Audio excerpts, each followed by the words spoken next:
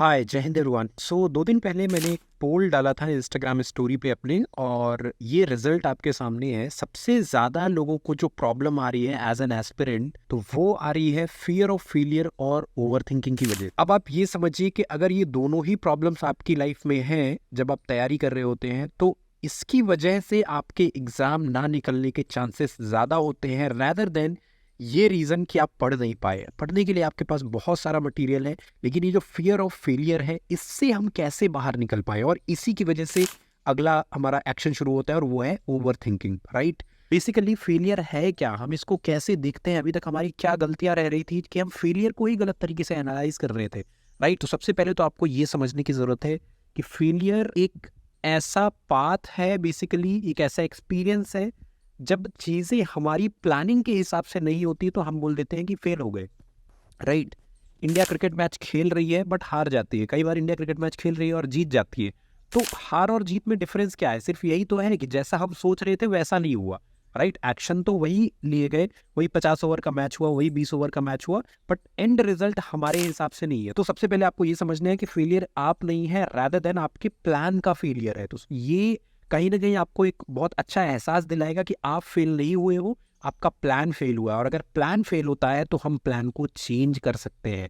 Right, अब इसको lesson के तौर पे हमें कैसे समझना है? एक हमने बेसिकली जब हम फेल हुए तो हमारे पास एक ऐसा तरीका था जो कि काम नहीं किया, उस तरीके से हम सक्सेसफुल नहीं हो पाए।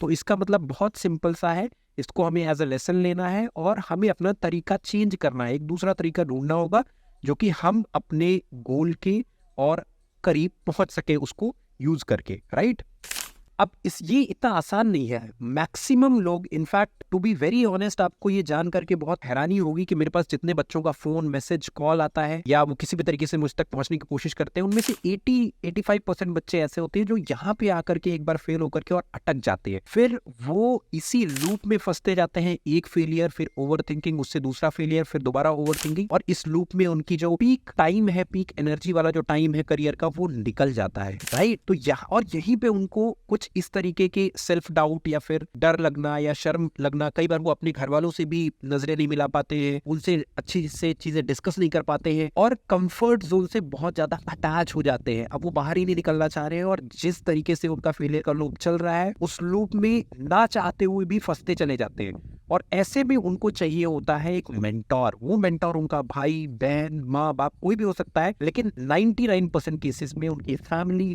के फ्रेंड्स वो यहाँ पे मौजूद नहीं होते, और उनको किसी न किसी एक्सटर्नल सोर्स ऑफ मेंटोरशिप की जरूरत होती है, और वो नहीं मिलती है, जिसकी वजह से बच्चे फंस जाते हैं। राइट, ऐसे केस में आपको एक मेंटोर चाहिए। मेंटोर के साथ साथ आप खुद से भी स्पेसिफिक वीकनेसेस को आइडेंटिफाई कर सकते हैं। यहाँ पे भी मेंटोर की हेल्प आपको लगेगी। क्या मेरी वीकनेस है, क्या कहाँ पे मेरे लूपहोल्स आ रहे हैं जिससे कि मैं फंस रहा हूँ। फिर स्टडी टेक्निक्स में सुधार। आप जिस स्टडी टेक्निक को अभी इम्प्लीमेंट कर रहे थे, जो टाइम फ्रेम आप अपने लिए डिसाइड कर रहे थे, जो नोट्स आप यूज कर रहे थे, जिस रिसोर्स का को पढ़ करके आप अभी तक एग्जाम दे रहे थे, उसमें थोड़ा सा इम्प्रोवाइजेशन लाना। राइट, उसके बाद जहां कहीं भी जरूरी आपको लग रहा है वहां हेल्प लेना है। एक सबसे इंपॉर्टेंट बात यहाँ पे आपको याद रखनी है कि हम हमेशा भूल में होते हैं कि सिर्फ एकेडमिक हेल्प हमें लेनी चाहिए किसी भी एक्सटर्नल टीचर या मेंटोर से। बिल्कुल गलत है। आपकी एकेडमिक हेल्प के साथ साथ आपकी अगर पर्सनैलिटी या आपकी मेंटालिटी में आपको लग रहा है कि कहीं पे भी क्लैरिटी नहीं है, आपकी मेंटल वेलबींग में कहीं पे प्रॉब्लम है, वहां भी आपको हेल्प लेना चाहिए, और इसी के लिए मेंटोर होता है।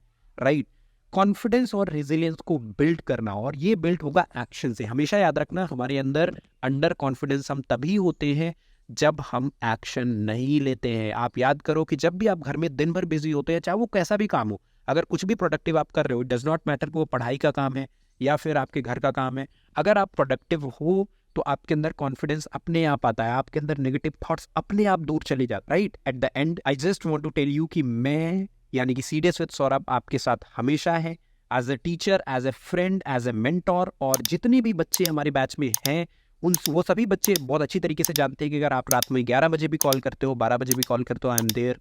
अगर आपको मैथ्स में डाउट है, आपको इंग्लिश में डाउट है, आपको जीएस में डाउट है, या फिर आपको किसी भी तरीके का कोई पर्सनल दिक्कत है, कोई प्रॉब्लम है, I am always with you 24/7। जय हिंद।